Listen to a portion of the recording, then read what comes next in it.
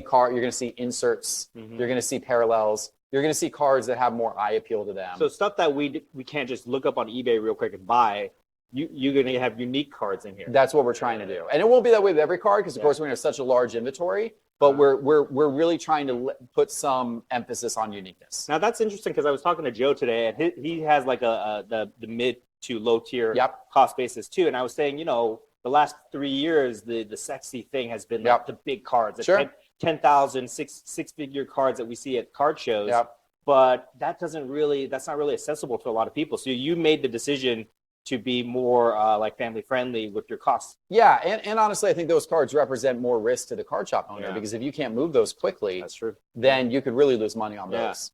If I buy a $400 Bryce Harper rookie auto, rookie patch or something like that, it might swing a little bit up and down, but it's still a really nice looking card. It's a beautiful presentation. A Bryce Harper collector is going to really want that card. Maybe its delta is it could go somewhere between 300 and to 500, but it's going to stay within that range. So that's how you mitigate your risk. Yeah, if I were to buy a $50,000, Bryce Harper Superfractor or something, that card could drop to 20. Yeah, and even if it only goes down 20%, it's such a bigger swing. Yeah. So the high end stuff we're not going to be. From your market research, is that where you think the hobby is kind of headed towards, more like affordable type cards? I think you've seen a lot of that. Not only affordable cards, but affordable wax.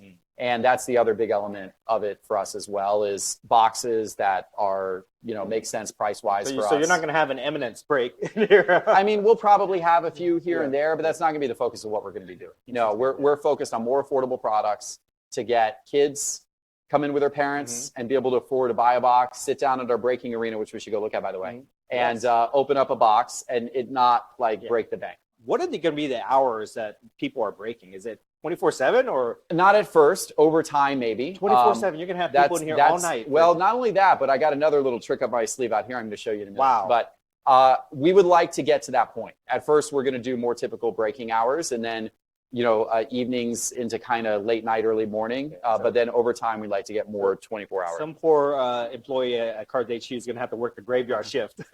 I want to ask you about this. So you had the verticals, but then you have the traditional ones. These are for wax. So we decided we're not doing any cards in the traditional one. Okay. We're going to do only wax in the traditional ones because the wax is easier to see. It's bigger boxes and everything. Okay. All so we got wax on the wax shelves, obviously, but this is going to be higher end wax will be in these showcases. Oh, nice. Yeah. So this is the Sports Card Investor Studio. The new one. We're going to film all of our content from this point forward. So are you guys moving out of that old spot? We have officially moved out as of this week. So you can see in here. In fact, if you want, we can even go inside here. Yes. You'll see what's neat about this is as we sit at the desk and do videos, you got the entire card shop in the background.